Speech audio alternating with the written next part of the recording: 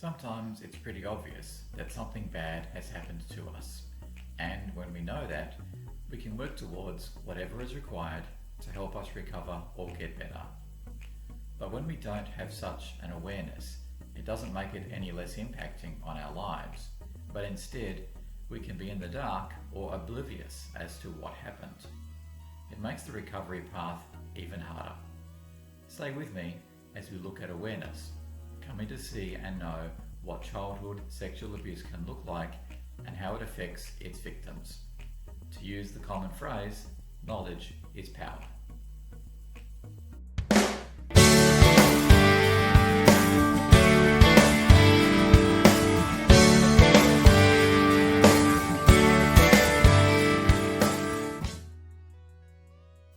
Hi, my name is Bruce.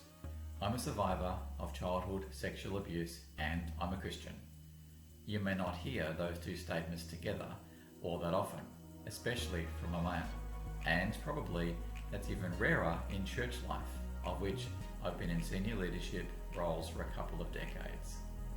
So these messages are about bringing awareness, healing and recovery to all victims of sexual abuse, but especially males.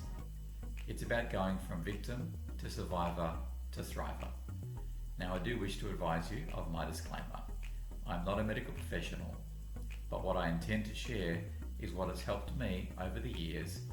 Like myself, you need to determine what you feel is helpful and suitable for you. So, we will be looking at awareness. The awareness of the impacts of what childhood sexual abuse has on a victim, a survivor.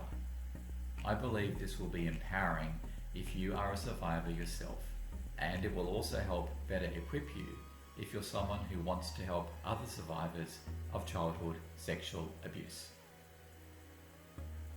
There are 6 aspects of awareness I will cover in these series of messages. They are realization, normalization, suppressed memories, fight or flight, threats, disclosure. Realization. Realization is when a person realizes they were a victim of abuse. It comes with at least 2 sharp prongs attached to it. 1, that they were abused sexually as a child. Then 2, the beginnings of awareness of not only that fact, but also the realization of the impact of that abuse in its present. It's the reality that what was in the past has not actually stayed in the past.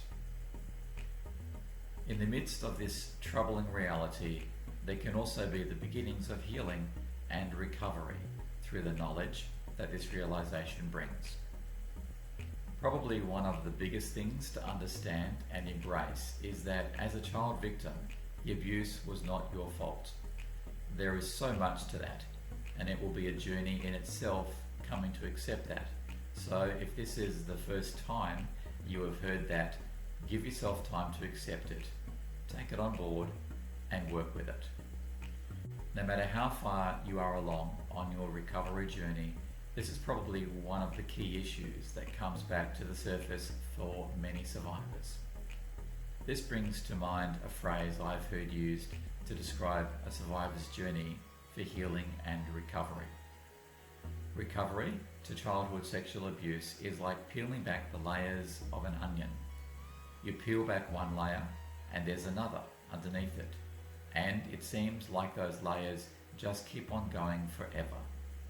That's certainly an analogy I can relate to as a male survivor, and other male survivor friends that I know say the same. Children have a need for love and nurture, and sadly it's this need that is exploited by perpetrators. Children need to hear "I love you." For some, this is lacking in their lives, and abusers can sometimes pick up on this. The child victim has done nothing wrong in having this need. The abuser has done everything wrong in meeting that need in an abusive way. Many children didn't feel loved. Again, because of this same reason, abusers strike. Many children didn't feel parental love. This is particularly sad because the home environment is where a child should feel the most love and safety.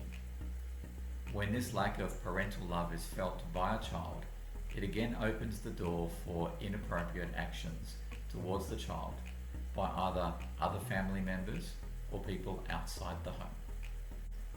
The contradiction, the inappropriate human touch we got felt good. Here's one of those aspects that typically fuel the "it must have been my fault" thoughts. You're an adult hearing this, but it must be so confusing for a child to have someone touch them in a way that may bring physical and anatomical pleasure, but at the same time, the way in which it is happening must also bring great fear. Targeted and vulnerable victims typically have an intense need for affection. They become easy targets.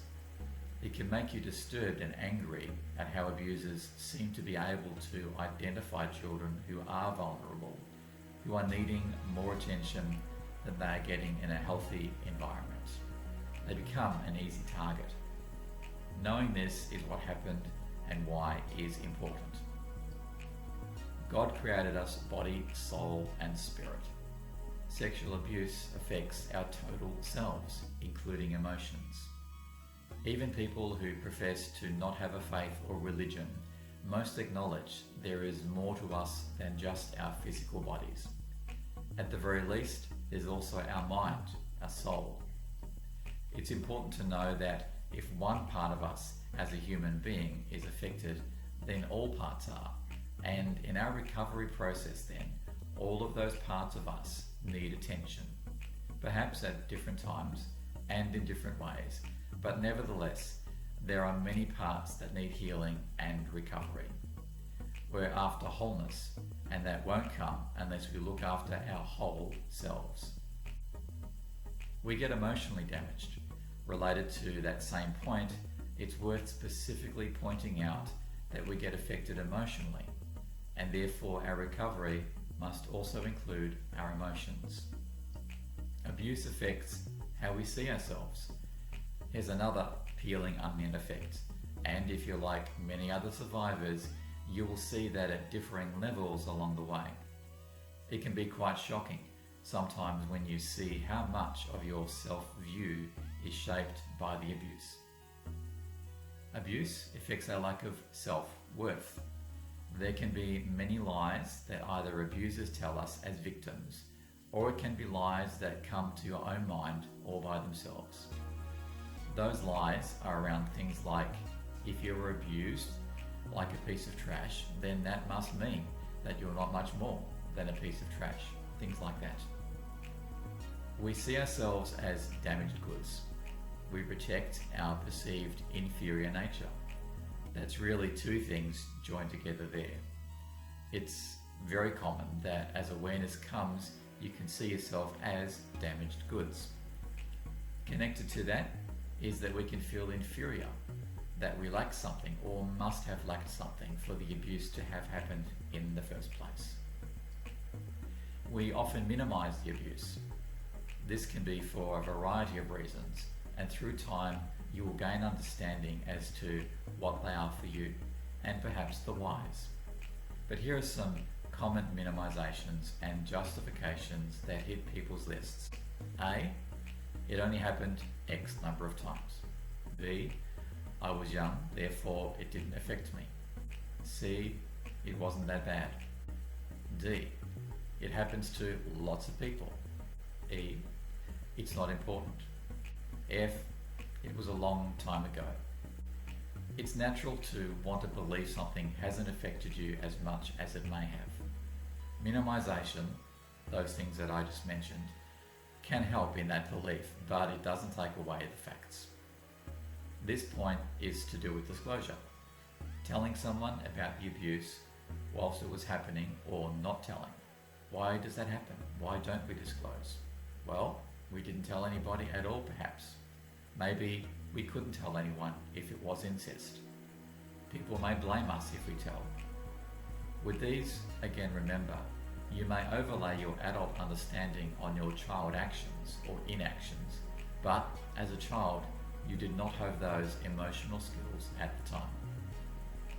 Anger can come in. There is this one.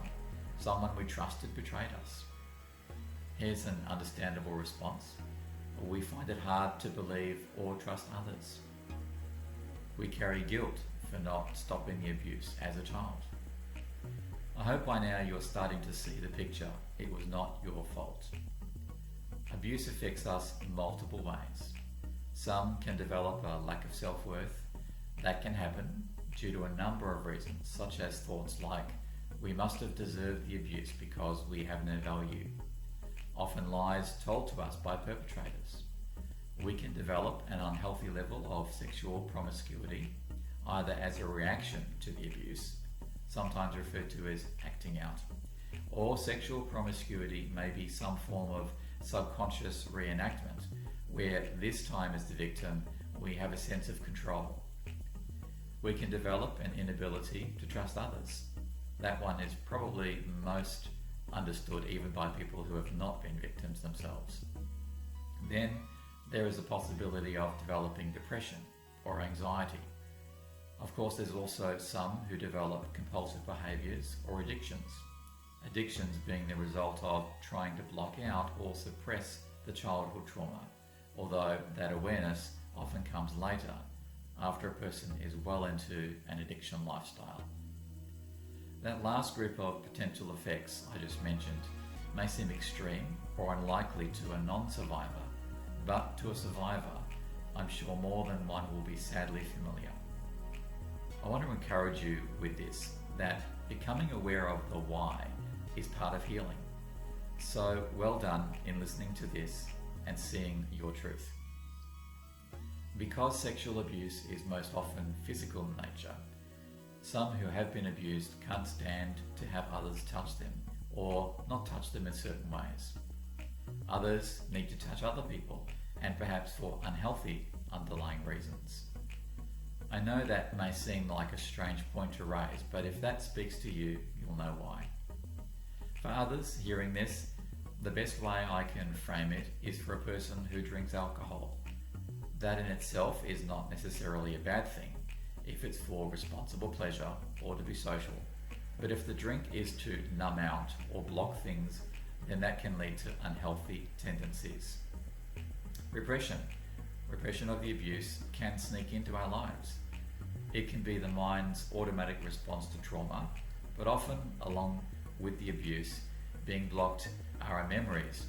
Many survivors also talk about large blocks of their childhood memories also being lost or hidden away, repressed. Of those repressed memories, that can happen because the suffering becomes unbearable. But for many survivors, the memories don't stay repressed forever. Healing and being open to it is like a breath of fresh air. When we are open to healing, it allows us to acknowledge that we are worthwhile and lovable, and that we deserve healing, that we are worthy, that we have value as a person. We do need to bear in mind that healing is a long process. We'll also want to be further along than we are. The good news is that over time, we will realize we are further along than we thought we were. Healing can feel like an ongoing battle for some, or for certain aspects of our lives at certain times. Healing doesn't happen quickly. It's a process, not an event. A marathon, not a sprint. So that's an insight into the realization of what childhood sexual abuse can look like and feel like. You can easily become overwhelmed when the level of awareness about childhood sexual abuse becomes apparent. I know that was certainly my experience on more than one occasion. That's what might seem like a strange Bible verse, but I'd like to read it to you now, and it's one that can easily be misunderstood and misquoted out of context. It is Ecclesiastes chapter 1 verse 18. For with much wisdom comes much sorrow. The more knowledge, the more grief. As you might learn about your own growing awareness about your abuse or the abuse of somebody you know, It can certainly seem like the more you know, the more upset you can feel. This Bible verse is not implying it is better to not know that in the first place. The context of this verse, and in fact the whole book of Ecclesiastes, is that no matter what happens in life, if you are open to allowing God to be in your life, then things can turn out quite differently, often with a strength you never thought you might feel.